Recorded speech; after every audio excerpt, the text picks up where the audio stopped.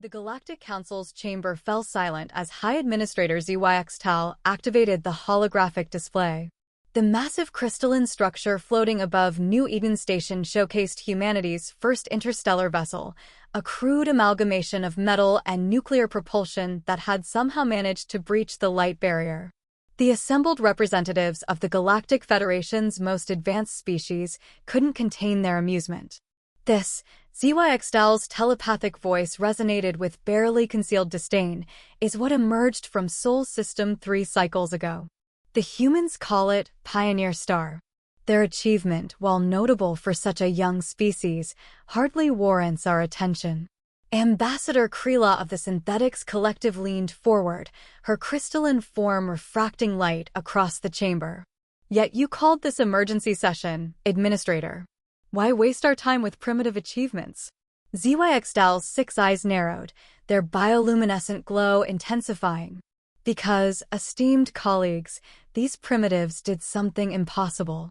They survived first contact with the Void Swarm. The chamber erupted in chaos. The Void Swarm, a plague of spacefaring predators that had claimed countless civilizations, was considered unsurvivable without quantum shielding technology. The fact that a primitive species had managed this feat was unprecedented. Commander Rindar of the Federation Defense Force rose from his seat, his scaled armor clicking against the crystalline floor. Impossible. Their vessel would have been torn apart. We lost 3 battlecruisers to a single swarm scout last cycle. ZYX Tal gestured, and the hologram shifted to display combat footage. The crude human vessel, surrounded by the characteristic black tendrils of Void Swarm ships, should have been destroyed instantly. Instead, it was dancing? The ship performed maneuvers that defied conventional space combat doctrine, using what appeared to be primitive chemical thrusters to execute impossibly tight turns. Their captain, Sarah Chin, apparently utilized what they call cold gas thrusters, technology we abandoned millennia ago, to achieve thrust vectors our advanced drives cannot match. The ship's primitive construction, ironically, made it resistant to the swarm's quantum disruption attacks. The footage continued, showing the human vessel executing a series of maneuvers that brought it dangerously close to a nearby star. The Void Swarm ships, their biological components unable to withstand the radiation, were forced to break off their attack. They used the star's radiation as a weapon, Ambassador Krila observed, her tone shifting from dismissal to interest. Crude, but effective. Indeed, ZYX Tal continued. But this is not why I called you here. The humans didn't just survive, they followed the swarm ships. Their primitive sensors, operating on basic electromagnetic principles, proved capable of tracking the swarm's quantum wake. They've located one of the swarm's primary hive clusters. The chamber fell silent again, but this time there was no amusement in the air. We've spent centuries searching for their breeding grounds, Commander Rindar said quietly. Our most advanced quantum scanners couldn't detect them. How did they? Sometimes, a new voice echoed through the chamber, the simplest solution is the best one. All eyes turned to the entrance, where a human figure stood. Captain Sarachin, considerably shorter than most of the assembled aliens, walked confidently into the chamber. Her uniform, bearing the patches of Earth's United Space Command, seemed almost primitive compared to the advanced biotechnology worn by the council members. The Void Swarm evolved to counter advanced technology, Chin explained, her voice calm despite the gravity of the situation. They developed countermeasures against quantum scanning, telepathic probes, and dimensional sensors. But they never needed to hide from good old-fashioned radar and infrared detection. Sometimes being primitive has its advantages. ZYX Tal's expression shifted to something approximating respect. Captain Chin has brought us more than just the location of the swarm. She brings in proposal, a joint operation between their forces and ours.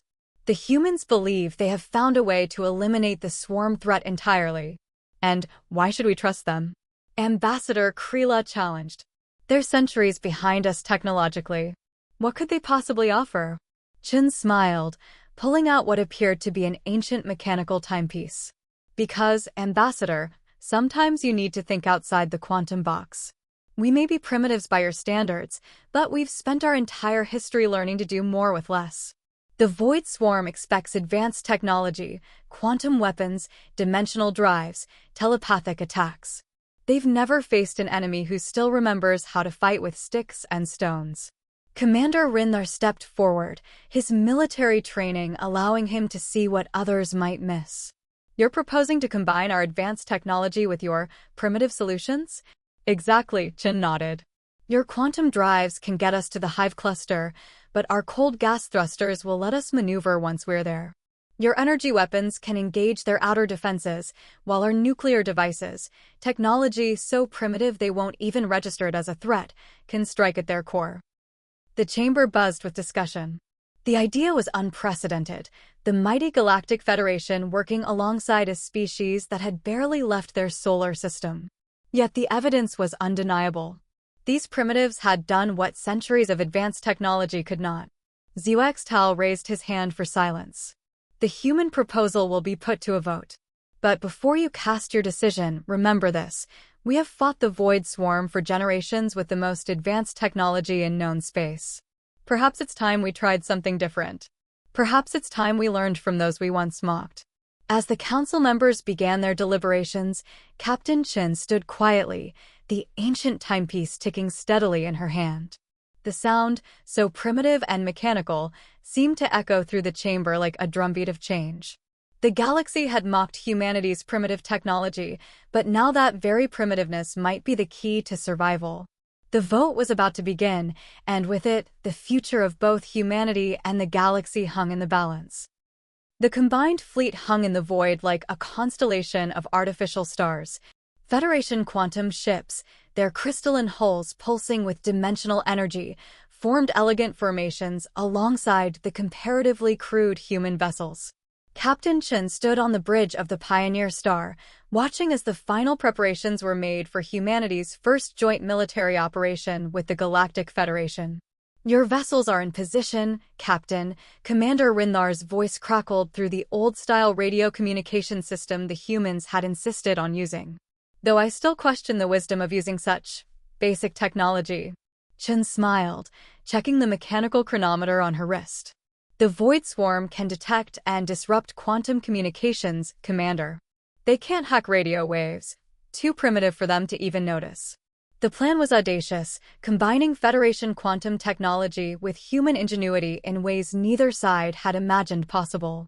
20 Federation battleships would create a quantum barrier to contain the swarm, while 5 human vessels, led by the Pioneer Star, would execute what Chen had dubbed Operation Trojan Horse. All ships, final check, Chen broadcast across the radio frequency.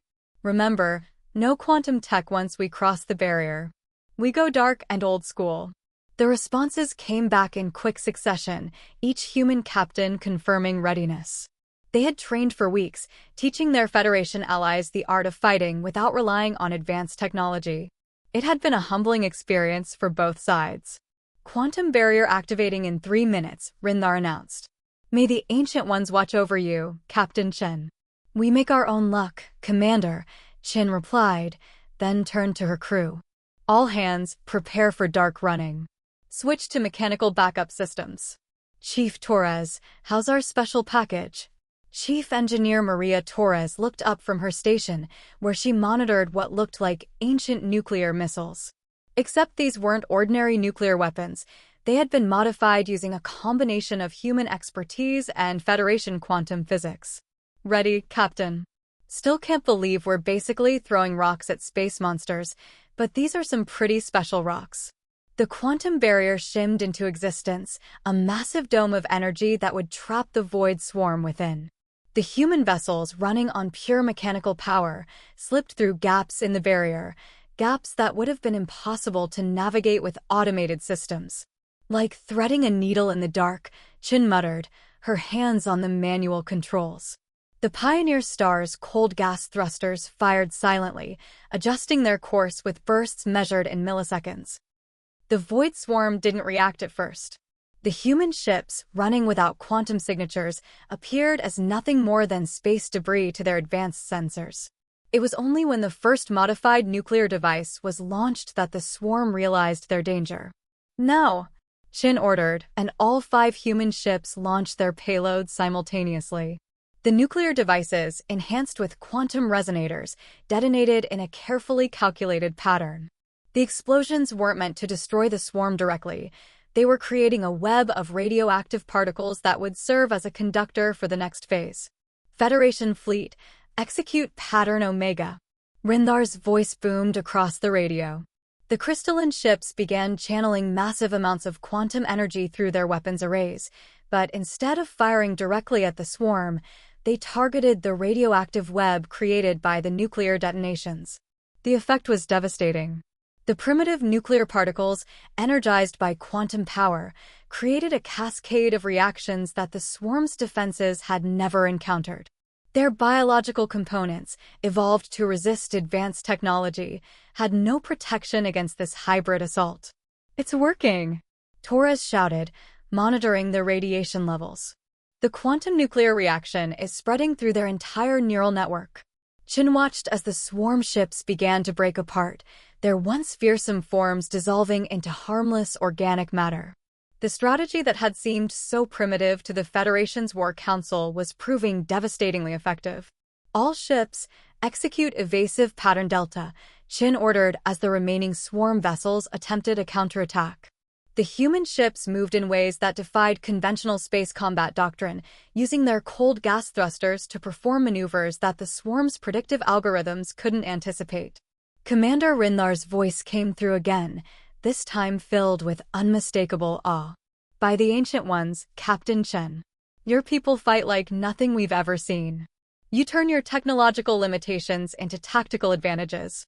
Sometimes the best way forward is to look backward, Commander," Chin replied, watching as the last of the swarm vessels succumbed to the quantum nuclear field.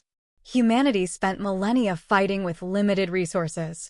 We learned to use everything at our disposal to find solutions in unexpected places." As the quantum barrier dissolved and the Federation fleet moved in to secure the area, Chen couldn't help but feel a sense of pride. Humanity had proven itself not despite its primitive technology, but because of it. Their ability to think outside the quantum box, to combine the old with the new, had achieved what centuries of advanced technology could not. "Captain," Rindhar's voice was thoughtful now. "The Federation Council will want a full report on this operation. But more than that, they'll want to know what other, primitive solutions your people might have to offer." Chin smiled, looking at her crew, humans who had just helped change the course of galactic history with nothing more than ingenuity and determination. "Tell them we're just getting started, Commander. Sometimes the best way to move forward is to remember where you came from." The Pioneer Star's engines hummed to life, simple nuclear fusion drives that had been mocked as obsolete just weeks ago. But now they carried a crew that had earned the respect of the galaxy's most advanced civilization, not by matching their technology, but by proving that progress doesn't always mean abandoning the past. The Federation Science Academy's Grand Hall had never seen anything quite like this before. Instead of the usual quantum holographic displays and telepathic presentation interfaces, a human engineer stood before the gathered aliens with nothing more than a piece of chalk and a physical blackboard. Dr. Maya Rodriguez smiled at the confused murmurs from her audience. "Today, we're going analog," she announced, writing a simple equation on the board.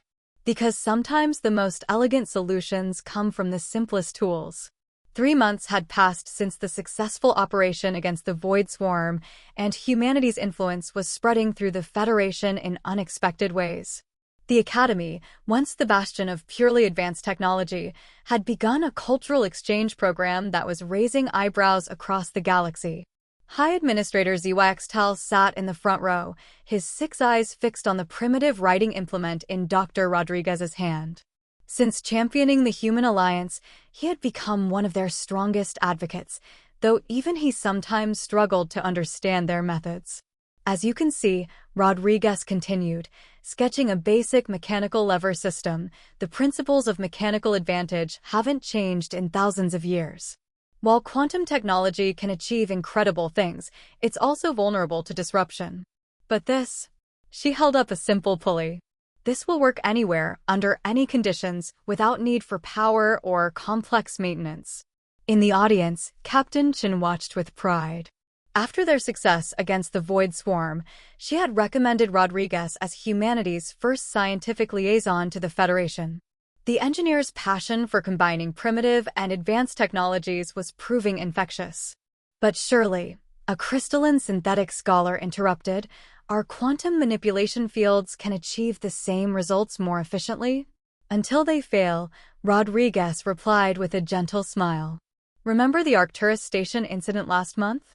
When the quantum grid collapsed, the station nearly fell into the sun. If they'd had our primitive backup systems installed, 3,000 lives wouldn't have hung in the balance while the grid was restored. Commander Rindar, sitting beside Chin, nodded thoughtfully. The incident had been a wake-up call for many. The Federation had become so dependent on advanced technology that basic mechanical solutions had been forgotten. That's why we're implementing Project Redundancy, Rodriguez continued, drawing a new diagram.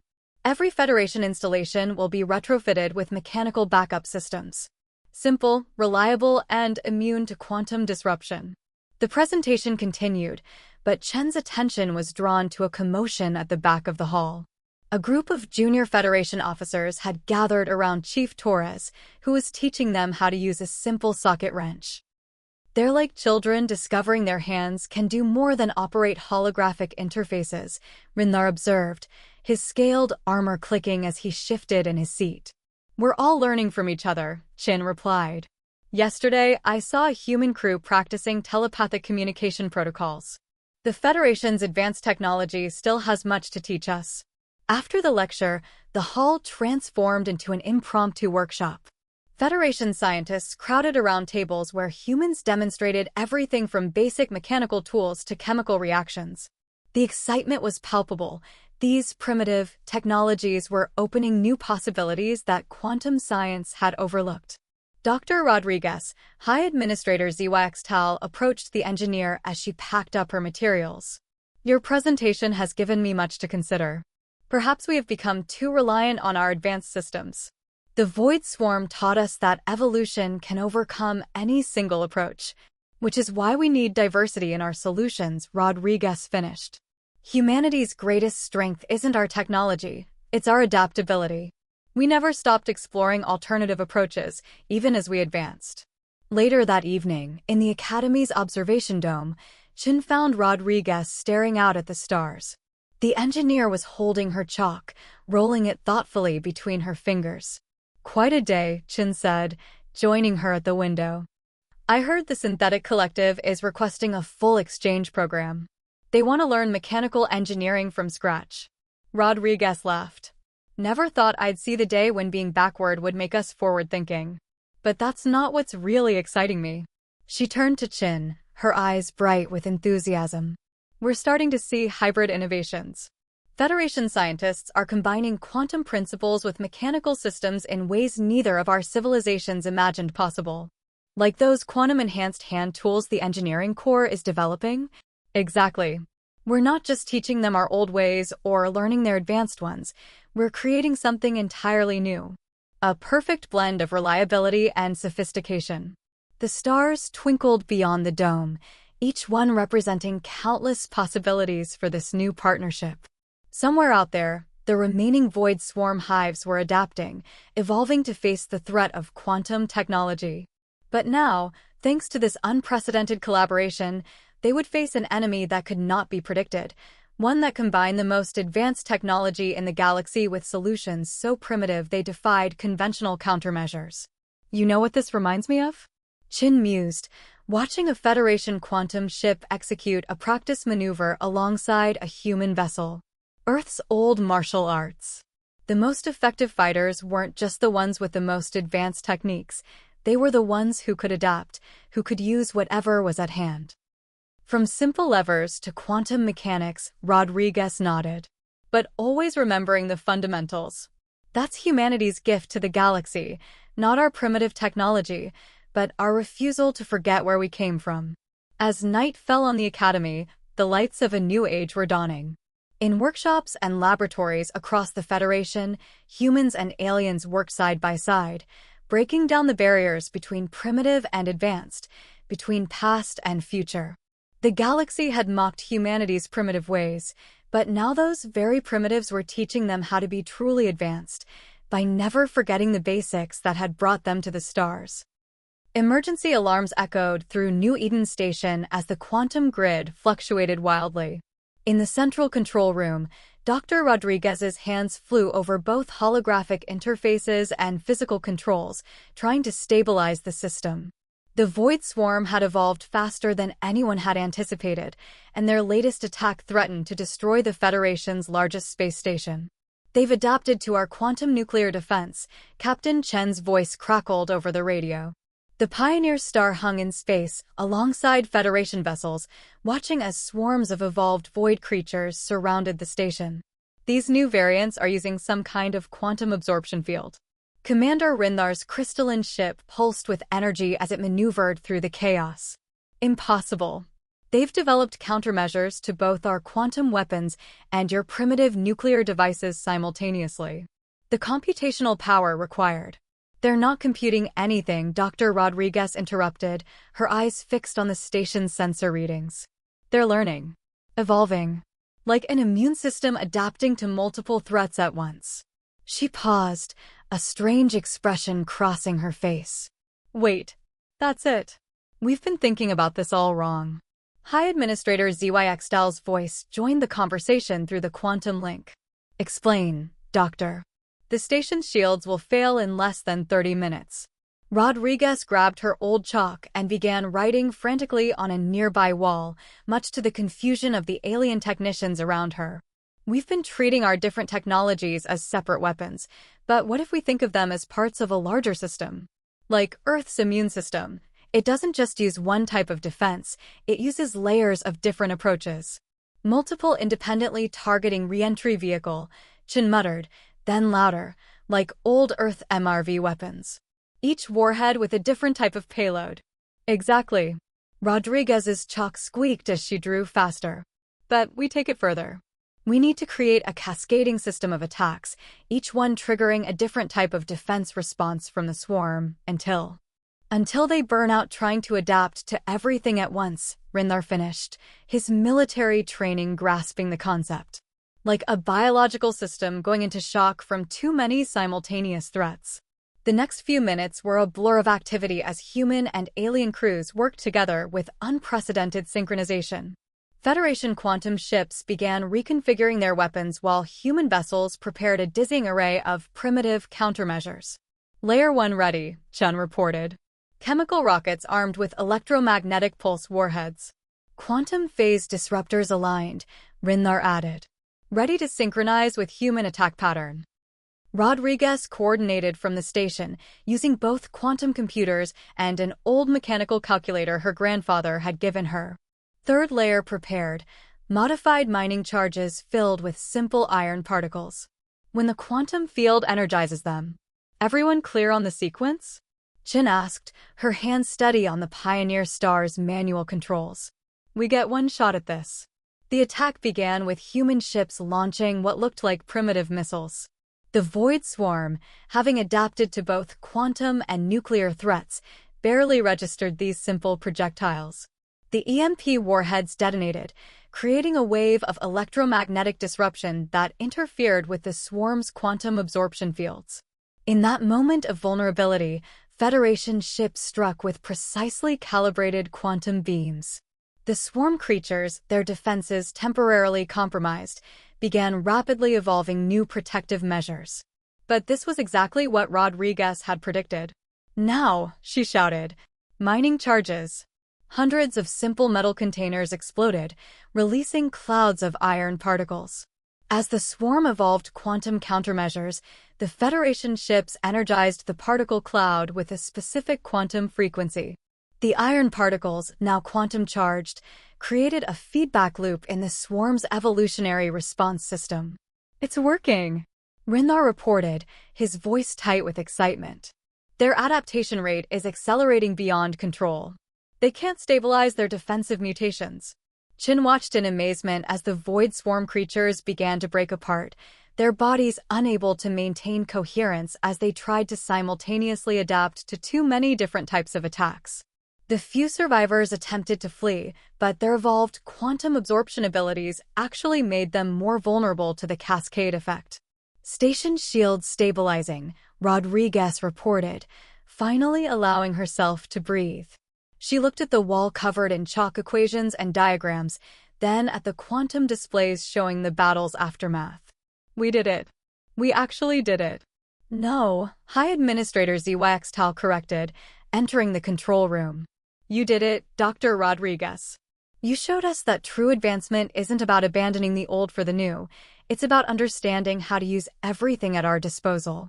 Later, as cleanup crews began clearing the debris field around the station, Chen found Rodriguez in her workshop, surrounded by a mixture of quantum tools and simple mechanical devices. The Federation Council is calling it the Rodriguez Doctrine, Chen said, picking up a wrench that had been modified with quantum enhancement. The idea that technological progress shouldn't just move forward, but should expand in all directions. Rodriguez smiled, holding up what looked like an ancient microscope modified with quantum sensors. We're already seeing applications beyond defense. Medical teams are combining quantum healing with traditional surgical techniques.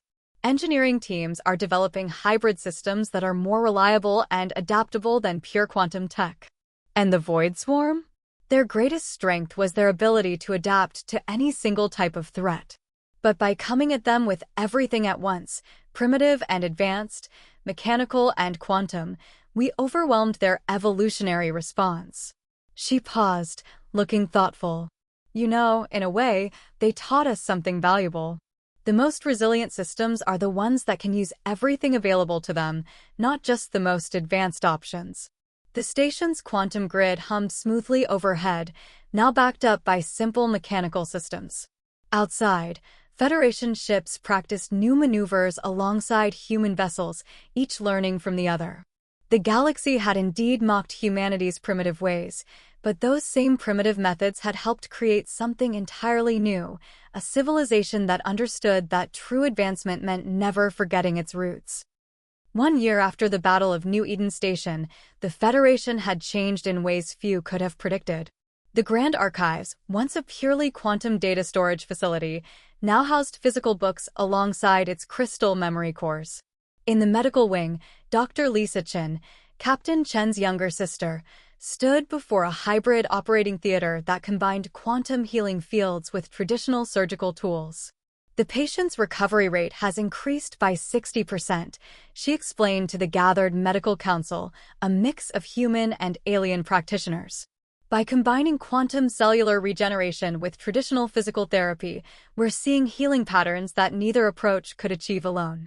High Administrator ZYX Tal, who had made a special trip to observe these medical advances, nodded approvingly.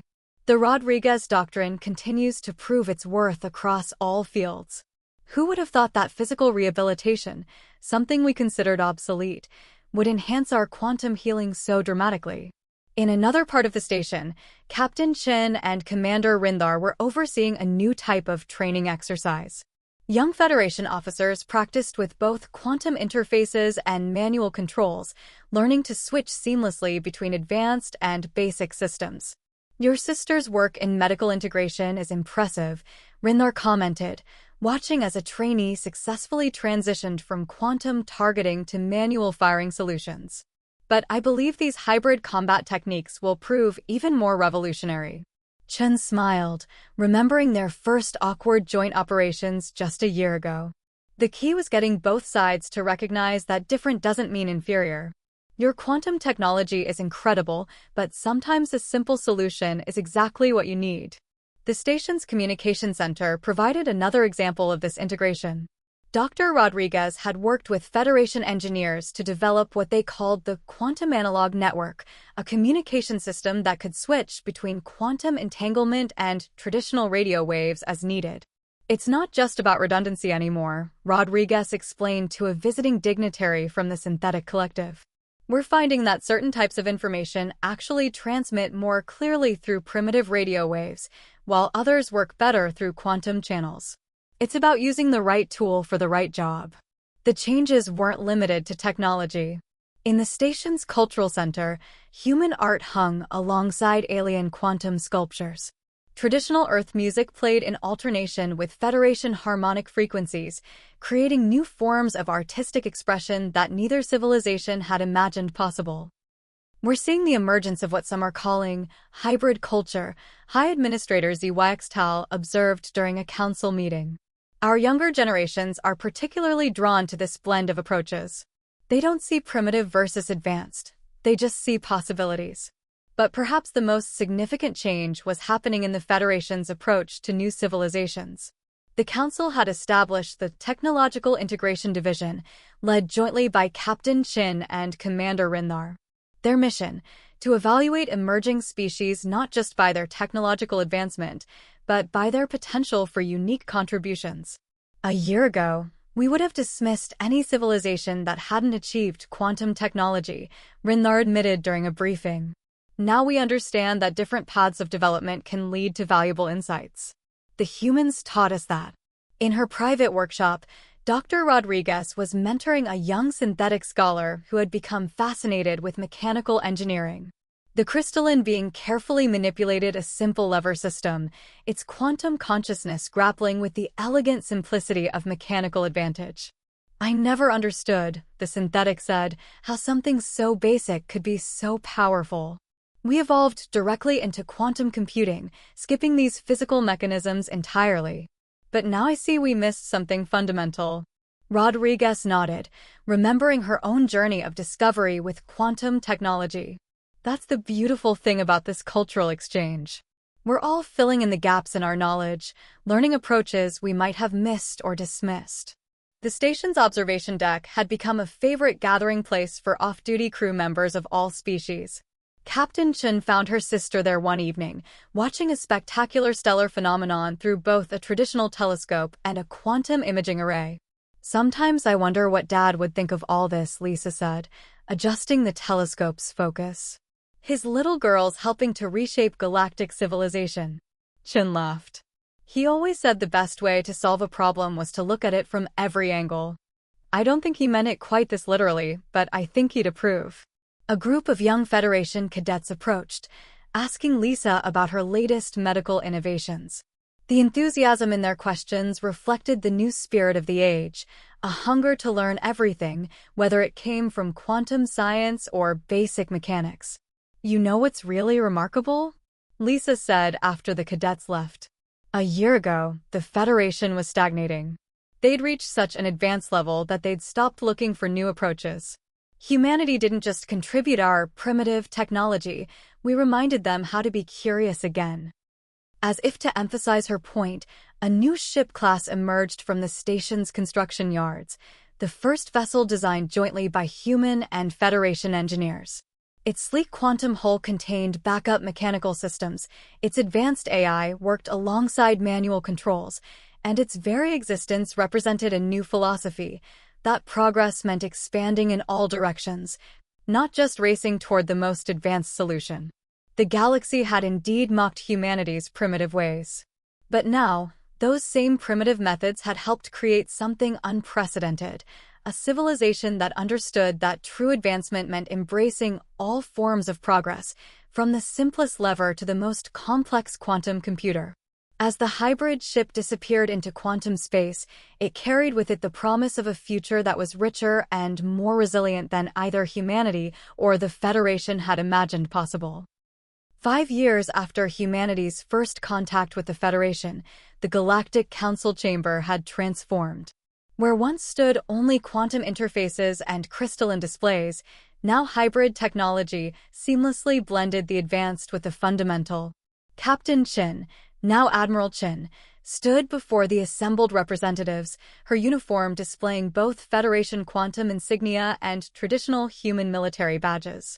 The last known void swarm hive has been neutralized, she announced, using both quantum projection and a simple holographic display to show the battle data. But that's not why I've called the session. We've discovered something far more significant. High Administrator ZYX Tal, his 6 eyes showing the wisdom gained from years of human collaboration, leaned forward. Proceed, Admiral. Your discoveries have never disappointed this council. Chen nodded to Dr. Rodriguez, who had become the Federation's chief of technological integration. The engineer stepped forward, carrying both a quantum tablet and her trusty chalk, now something of a legendary item in Federation history. We've detected signals from beyond the galaxy's edge, Rodriguez announced, drawing a simple diagram while quantum models swirled above it.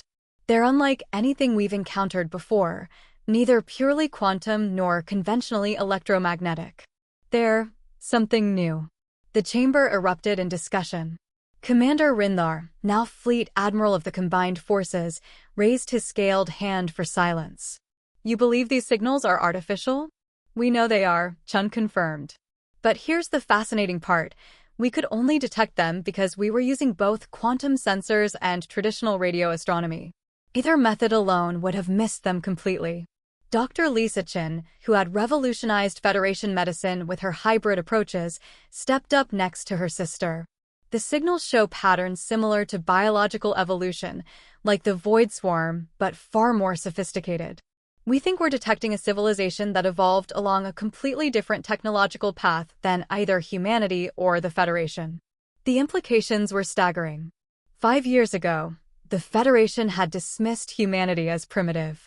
Now, they were discovering that technological advancement wasn't a single linear path, but a vast web of possibilities. We're calling it the convergence theory, Rodriguez explained, her chalk squeaking as she added to her diagram. Different civilizations might develop along radically different lines, but true advancement comes when these paths begin to merge and interact. High Administrator HFY Tal stood, his form shimming with quantum energy while he held a simple mechanical pencil, a habit he'd picked up from Rodriguez. You're proposing a first contact mission. The first of its kind, Chun confirmed. A joint expedition using everything we've learned about technological integration. We've already begun designing a new vessel class specifically for this mission. The ship's blueprints appeared above the council chamber, a masterpiece of hybrid engineering. It incorporated quantum drives alongside chemical rockets, crystalline computing cores working in concert with analog systems, and biology-based interfaces merged with mechanical controls. The FSS Convergence, Rindar announced proudly, named after the theory that brought us to this moment. It will carry the first truly integrated crew, humans, Federation species, and synthetics, all working together using both advanced and fundamental technologies. But more importantly, Rodriguez added, it carries our new understanding that true advancement isn't about abandoning the past or mocking the unfamiliar. It's about learning from every possible approach. The Council's vote was unanimous. As preparations began for humanity's second first contact, this time as equal partners with the Federation, Jin found herself in the station's observation dome with her original crew from the Pioneer Star. Did you ever imagine this? Chief Torres asked, looking at the construction yards where the convergence was taking shape. 5 years ago, they called us primitives. Now we're helping them reach out to an entirely new form of life. That's because we stopped thinking in terms of primitive and advanced, Rodriguez replied, making calculations with both a quantum computer and her grandfather's old calculator. We learned to see the value in every approach, every perspective. Lisa Chen pointed to a group of young cadets, human and alien, training together in one of the hybrid simulators. Look at them. They don't even think about the distinction between quantum and mechanical, advanced and basic. To them, it's all just part of the vast toolkit we use to explore the universe. Admiral Chen smiled, remembering her first tense meeting with the Council 5 years ago. The galaxy mocked us until we became their allies. But in the end, we did more than prove ourselves. We helped create something entirely new. The Convergence's quantum mechanical hybrid core pulsed with power, representing everything they had achieved together. As the ship prepared for its historic mission, it carried with it not just the hopes of humanity or the Federation, but the promise of a galaxy that had learned to value all paths to advancement. You know what the best part is? Rodriguez said, watching the ship's final systems come online. Somewhere out there, another civilization developed along its own unique path. And instead of mocking what we don't understand, we're reaching out to learn from them. As the stars twinkled beyond the dome, they seemed to shine with new possibility. The galaxy that had once mocked humanity's primitive ways had transformed into something greater than either humans or the Federation had imagined possible, a civilization that understood that true advancement meant embracing all forms of progress, working together to reach heights that no single approach could achieve alone. The Convergence's mission would carry this message to the stars, that the future belonged not to the most advanced civilization, but to those willing to learn from every perspective, every approach, every step of the journey from the simplest lever to the most complex quantum computer. The galaxy had mocked humanity until they became allies. Now, together, they were ready to explore what lay beyond the known, carrying with them the understanding that every path to the stars had value, and that the greatest adventures awaited those wise enough to learn from them all.